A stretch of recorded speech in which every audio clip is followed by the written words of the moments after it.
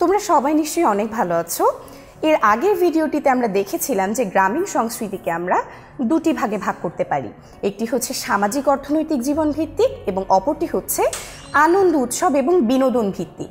আজকের ভিডিওটিতে আমরা মূলত সামাজিক অর্থনৈতিক জীবন ভিত্তিক যেই ভাগটি ছিল সেই ভাগটি নিয়ে আলোচনা করব। আচ্ছা, গ্রামীণ সংস্কৃতি বলতে তো আমরা বুঝে গেছি যে গ্রামে যেই সংস্কৃতিটা মানুষ পালন করে কিংবা গ্রামের মানুষদের যে জীবনধারা সেটিকেই আমরা কিন্তু মূলত গ্রামীণ সংস্কৃতি বলি। আচ্ছা, গ্রামীণ সংস্কৃতি পুরোটাই কৃষির উপর নির্ভরশীল, এই বিষয়টি কিন্তু আমরা আগেই জেনেছি। এখন এই যে কৃষিকাজ, এই কৃষিকাজটা মানুষ কিভাবে করে গ্রামে একটা শ্রেণীর মানুষ আছে যাদের নিজেদের জমি রয়েছে, যারা নিজেদের জমিতেই কাজ করে বা চাষ করে কিংবা অন্য মানুষ নিয়োগ দেয় সেই জমিতে কাজ করার জন্য।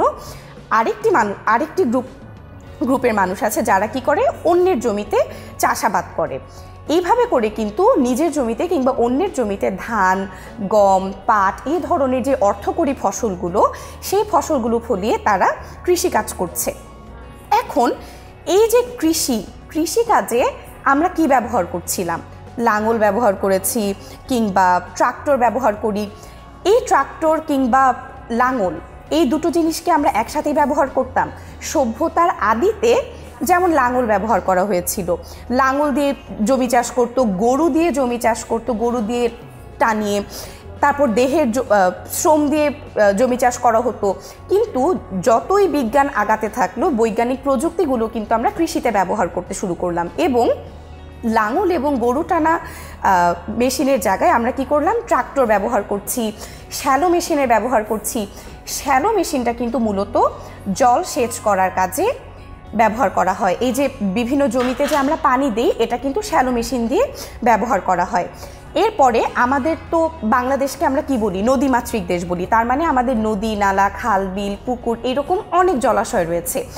এই জলাশয়গুলোতে আমরা কি করি? মাছের চাষ করি। এবং বাংলাকে বা বাংলাদেশকে আমরা কি বলতাম? আমরা বলি, এখনও বলি, মাছে ভাতে বাঙালি।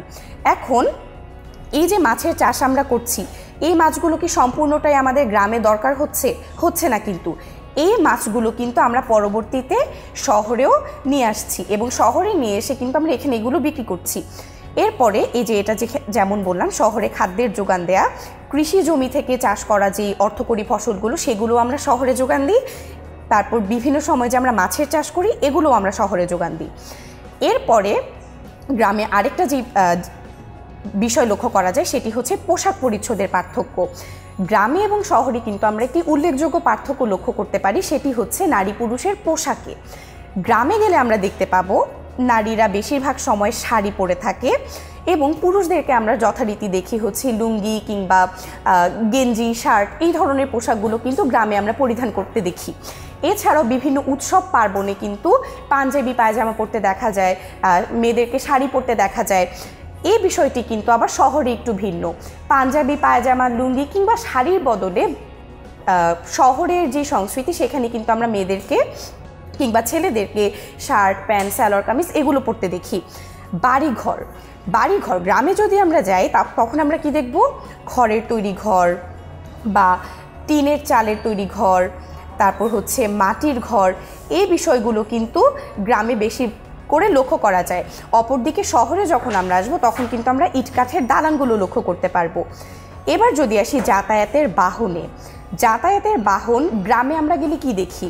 আমরা দেখি নৌকা, অথবা ছেলে মেয়েদেরকে আমরা দেখি সাইকেল চালাচ্ছে, তারপর হচ্ছে গরুর গাড়ি দেখতে পাই, তারপর হচ্ছে মোটর বাইকের যে ব্যবহারটা সেটি কিন্তু গ্রামে এখন অনেক বেড়ে গেছে। তাহলে এই যে নৌকা, সাইকেল, রিক্সা কিংবা মোটর বাইক, ঠেলা গাড়ি এগুলো কিন্তু হচ্ছে গিয়ে গ্রামীণ অর্থনীতিতে যাতায়াতের প্রধান বাহনগুলো।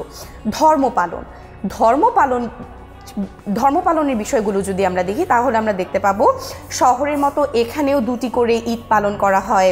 তারপর হচ্ছে পূজার সময় হিন্দুরা পূজার যে উৎসবগুলো সেগুলো পালন করে, বৌদ্ধরা তাদের ধর্মগুলো পালন করে।